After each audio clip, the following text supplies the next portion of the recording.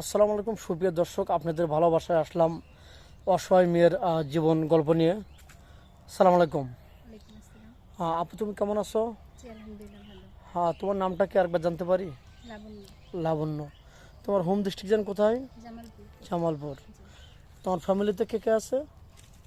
মা এবং আমরা 3 ভাই বোন। মা, 3 ভাই বোন। তুমি তো বড় না? হ্যাঁ। আচ্ছা, পড়াশোনা করছো ক্লাস 8 পর্যন্ত? জি। যাই হোক, তোমার এমনিতে চেহারা সুন্দর মার্শাল্লাহ, এবং তোমার বয়সটা মোটামুটি এখন উঠতি বয়স বা বিবাহের বয়স হয়ে গেছে বর্তমান যুগের হিসাবে। তো এখন শাড়ি পরছো কোনো কারণে নাকি এমনিতেই? না, আমার বান্ধবীকে দেখতে আসতেছে ওই উপলক্ষে আর কি, আচ্ছা, তোমার বান্ধবীকে দেখতে আছে, যদি বান্ধবীকে পছন্দ না করে তোমাকে করে ফেলে তাহলে কি হবে? কি হবে? তাহলে বিয়ে শাদী হয়ে যাবে নাকি, পছন্দ তোমারও হয়ে যায়? তো যাই হোক, তোমার কোন কোয়ালিটির ছেলে পছন্দ? খুব স্মার্ট লাগবে, খুব সুন্দর লাগবে? না, খুব সুন্দর লাগবে না, খুব স্মার্টও লাগবে না, কিন্তু খুব ভালো মনের একটা মানুষ হতে হবে।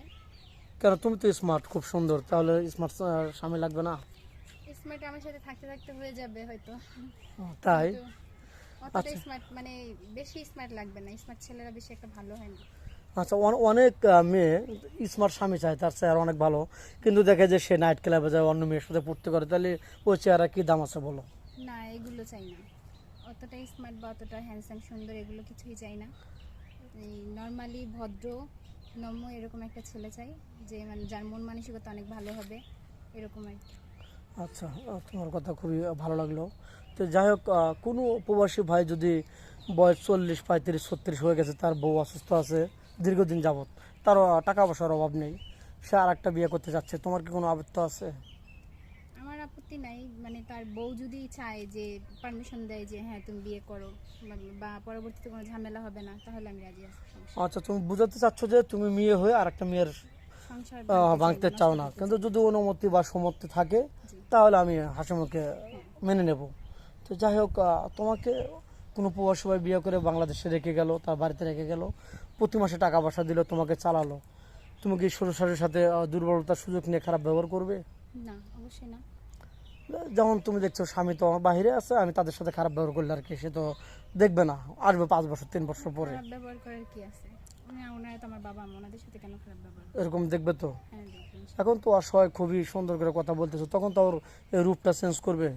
না না না। চেঞ্জ করবে না? না। আমরা আশা করবো ইনশাল্লাহ ওরকম হবে না, মানুষ দেখলেও বোঝা যায়। তো যাই হোক, তোমার স্বামী বাইরে থাকে, তুমি কি বাজার ঘাটে গেলে, কোথাও মার্কেটে গেলে, তোমাকে কেউ অ্যাকসেপ্ট করলো, ভালোবাসা মানে প্রপোজ করলো, তুমি কি আবার পরকে লিপ্ত হবে, এরকম কিছু করবে? না, এরকম কিছুই হবে না ইনশাল্লাহ। কিন্তু বর্তমান যুগে তো এরকম প্রচলিত হয়ে যাচ্ছে, শুধু পরকীয়া আর পরকীয়া। আসল কথা হচ্ছে, যাদের রুচি মন মানসিকতা নোংরা তারা এগুলাতে জড়িত হয়।